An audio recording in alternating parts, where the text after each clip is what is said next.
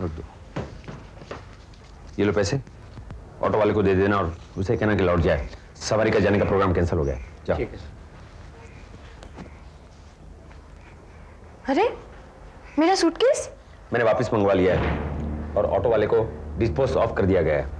मतलब मैं कुछ समझी नहीं। कमाल है, जिस आदमी के साथ तुम इतनी बदतमीजी से पेश आई उसी के गेस्ट हाउस में जाकर तुम रहोगी। इसके बावजूद भी अगर तुम्हारी इच्छा हो तो नीरा दीदी की गाड़ी तुम्हें छोड़ आएगी। जिया जी, रहूंगी तो मैं रविंद्र के गेस्ट हाउस में ही, और मैं उससे कोई बदतमीजी से पेश नहीं आई हूं। मैं तो सिर्फ क्या? सिर्फ उसे यह समझाया था कि उसकी और मेरी दोस्ती अगर प्रोफेशन तक ही सीमित रहे तो ठीक है। मैंने तो उसे सीमा लांघते हुए नहीं देखा। सीमा तो उसने लांघी थी। उसने मुझसे कहा था कि उसका और उसकी पत्नी नेहा का डिवोर्स बस हुआ ही समझो, और इस हिंट के पीछे उसका सुझाव यह था कि मैं नेहा की जगह ले लूं। ऐसा तुम कैसे कह सकती हो? औरत हूं, सिक्स्थ सेंस रखती हूं। जो चेहरे पर नहीं लिखा होता है उसे भी पढ़ लेती हूं।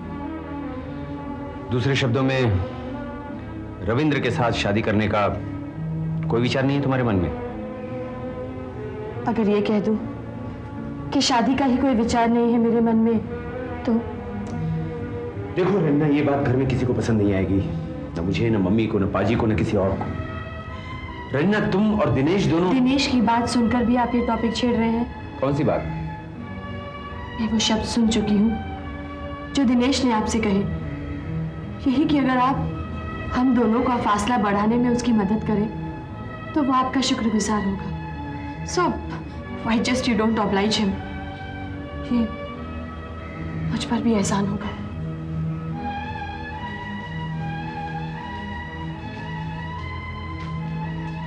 क्या इस बात में जरा सी भी शक की गुंजाइश है कि रंजना दिनेश को बेहद चाहती?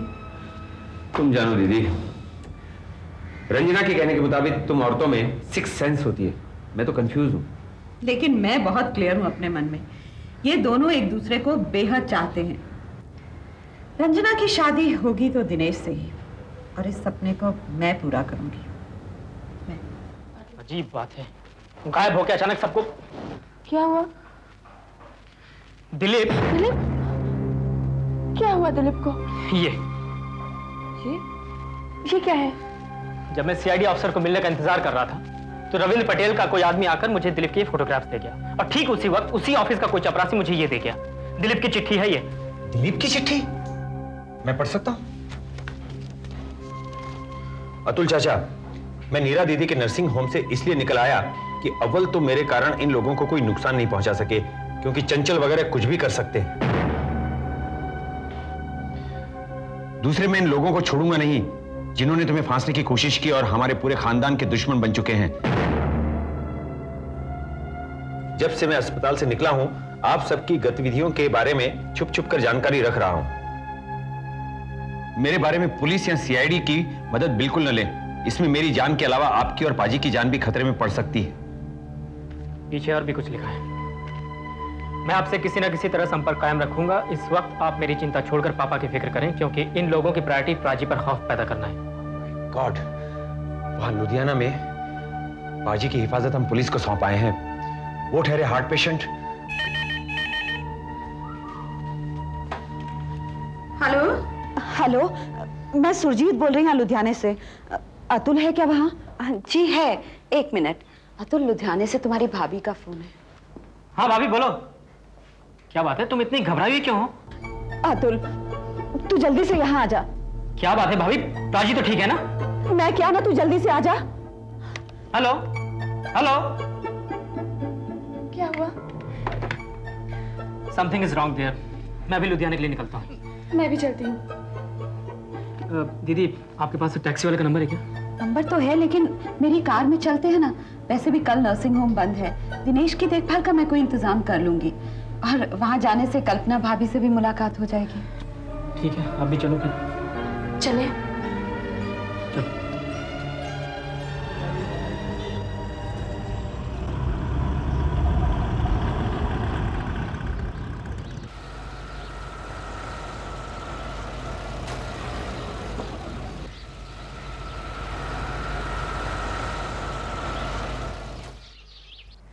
पैरी पहना भाभी। राजी कैसे हैं? पाजी तो तेरे ठीक हैं, पर चाची जी। क्या हुआ मामा को? Morning everyone. मम्मी बहुत मुश्किल से सोई हैं, बहुत बेचैन थी। अब सुबह हो रही है, जागती होंगी। लेकिन मम्मी को हुआ क्या? नहीं भाभी ने कुछ बताया? नहीं तुम बता रही हो। खास कुछ नहीं, भाभी ने ऐसे ही तुम्हें फोन कर दिया, ऐसी कोई बात नहीं है। लो दीदी। No thank you. अरे अच्छा, थक गई होंगी, गाड़ी चला के आई हैं इतनी दूर। गाड़ी तो मैं ना भी चलाती, but I didn't want Atul to drive. He had a very long and tiring day. Okay, I'll go and freshen up. Sure. कमरा तैयार है आपका। Okay. लो भाई, क्या हुआ जनाब को? अरे भाई, दिन में भी तुम्हारे सपने देखता रहता हूँ तो रात को डबल सपने आएंगे ही ना, और वो भी इतने हसीन सपने जब जुदाई की घड़ियां टल रही हो और विशाल यार इतनी नजदीक आ चुका हो। यानी नींद में थे जनाब? नहीं, इतनी नींद में भी नहीं था। अंबाला के करीब आंखों पर पानी छिड़क कर थोड़ी देर गाड़ी मैंने चलाई भी थी। किस्मत वाला था वो ट्रक वाला, जिस बेचारे का 20 गज लंबा और 6 गज चौड़ा ट्रक मेरी छोटी सी गाड़ी के नीचे आते आते बच गया।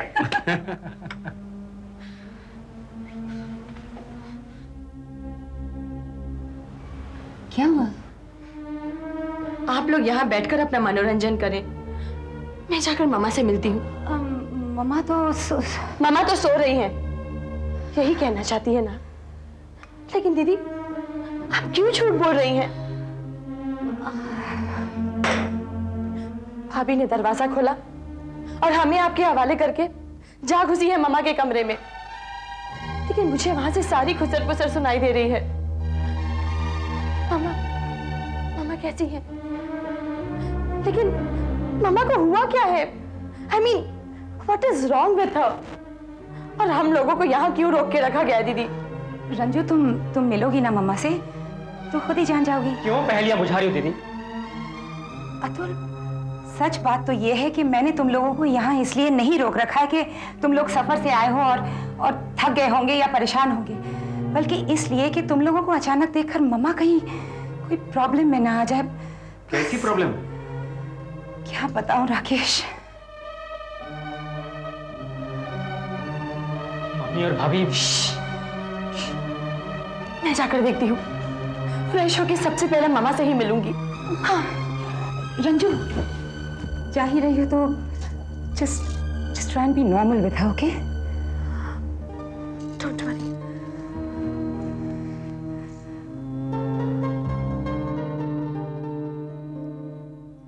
सुनो तो सही चाची जी, चाची जी, थोड़ी सी चाय पी लो, फिर मैं आपको बाहर ले जाऊंगी घुमाने। मुझे तंग ना कर।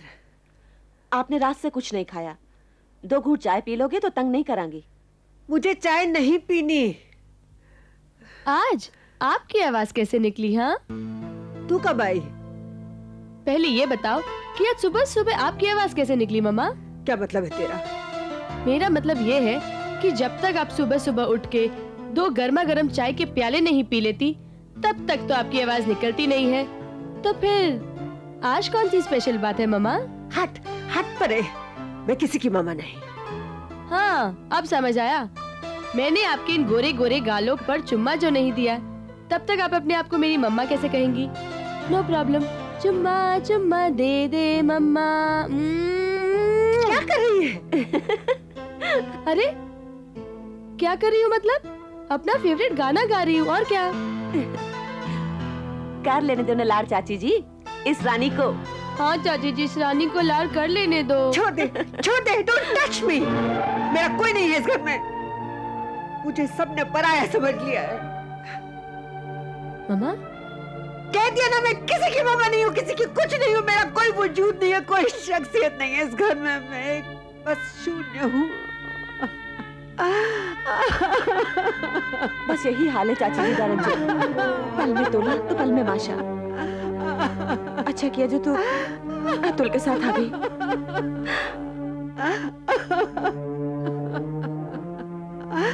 मम्मा,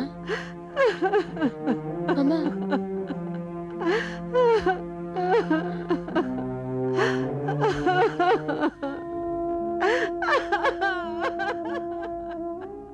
न भाभी संभाल पा रही थी मम्मी को और न मैं। लेकिन मम्मी को हो क्या गया अचानक?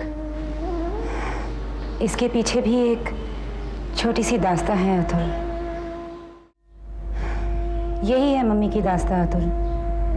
शायद ऐसा लगे कि जो कुछ भी हुआ अचानक हुआ, लेकिन इसका आलेख उसी समय लिखा गया था जब मम्मी और प्राची के बीच में झगड़ा हुआ था। कैसा झगड़ा? तुम्हारी अपनी उलझने थी, इसीलिए शायद किसी ने तुम्हें बताया नहीं ताकि तुम और परेशान ना हो। लेकिन दीदी, भगवान के लिए मुझे बताओ हुआ क्या? कम शब्दों में ये अतुल कि मम्मी की सारी सहानुभूति लिज के साथ थी और प्राची, वो तो लिज को घर में ही नहीं रखना चाहते थे। बदनामी का दाग बन गई थी लिज उनके लिए। बात घर के बंटवारे तक पहुंच गई। यानी उन दोनों में बोलचाल भी बंद है? हाँ, और यही बात कारण है मम्मी की इस कंडीशन का। लेकिन कैसे दीदी? बात ट्रिगर ऑफ तब हुई जब भाभी मम्मी को सैर कराने लॉन में ले गई और मम्मी की निगाहें उस सिपाही पर जा पड़ी। सारा दोष तो मेरा ही सी जीवन जो गया। ये कैसी पहेलियां डाल रहे हो आप लोग? चाची जी ने पूछा कि ये सिपाही क्यों खड़ा है घर पे, और मैं कह बैठी कि तेरे पाजी की सुरक्षा के लिए आया। बस एक आसमान टूट गया चाची जी पर। You see, अतुल, राजी के ऊपर संकट और खतरे के बारे में मम्मी को नहीं बताया गया था क्योंकि वो बर्दाश्त नहीं कर पाती। तुम तो जानती ही हो कितना चाहती हैं मम्मी प्राची को। इसके बाद क्या? इस घर पे आए संकटों की तो कमी नहीं थी। मम्मी को ज्यादा ही पूछने लगी तो उनको बताना पड़ा तुम्हारे बारे में, दिलीप के बारे में। बस that was the last straw.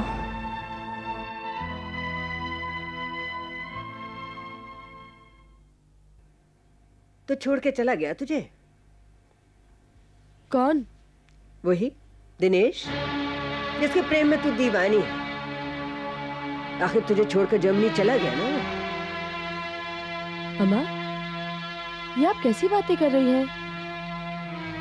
जब पूरे परिवार पर मुसीबतें आई हुई हैं, तो भला तू कैसे वंचित रह सकती है? किसी के बारे में मुझे कुछ नहीं बताया, तो भला तेरे बारे में कोई मुझे क्यों कुछ बताने लगा? अम्मा, प्लीज रिलैक्स। एक जमाना था कि छोटी सी छोटी बातों की मुझसे राय ली जाती थी, सलाह मशवरा किया जाता था। But that is a thing of the past. भला कौन सी शताब्दी की बात कर रही हूँ मैं? अम्मा, देखो दीदी और चाय ले आई है। Now have a good cup of tea, okay?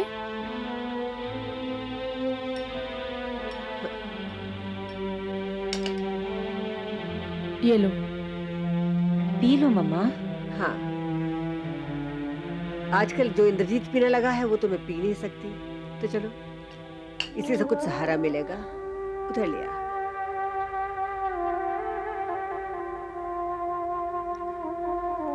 सुन, ये नींद की गोलियां तो अपने पास रखती है? हाँ, मुझे भी तो किसी न किसी चीज का सहारा चाहिए। मुझे कौन सी नींद आती है रातों को?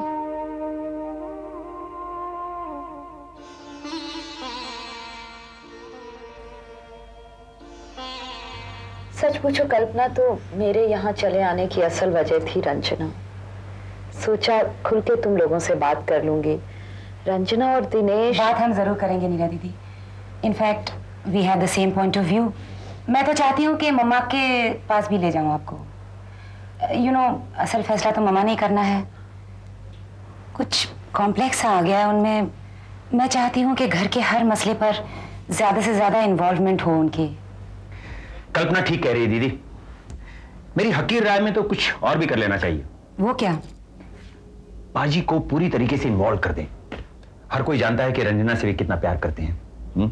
उनका ध्यान दूसरी चीजों से हटकर उधर चला जाएगा। ठीक कहते हो। करेक्ट। तो मैं कुछ ऐसा चक्कर चलाता हूं कि पाजी सबसे पहले तुम दोनों को बुलाएं, कुछ सलाह मशविरा हो, उसके बाद हम सब मिलकर मम्मी के पास जाए, head of the family, you know. यानी कि घर में नॉर्मलसी लाने के लिए सही कदम। Am I right, dear ladies? Okay. तुम्हारा भाई बिल्कुल अनोखा है दीदी। घर के मामलों में इस तरह उलझा कि मैं तो भूल ही गई थी कि हम दोनों का डिवोर्स। भाभी, भाभी, की होया? अभी पाजी कहाँ गए? मैनू की पता। शराब की बोतल खाली हो गई थी तो चिल्लाने लगे मेरे पे।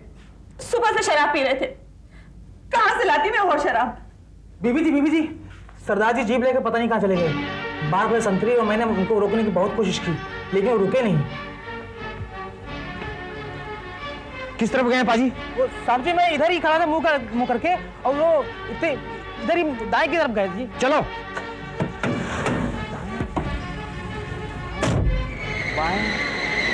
दाएं को जी, दाएं को जी।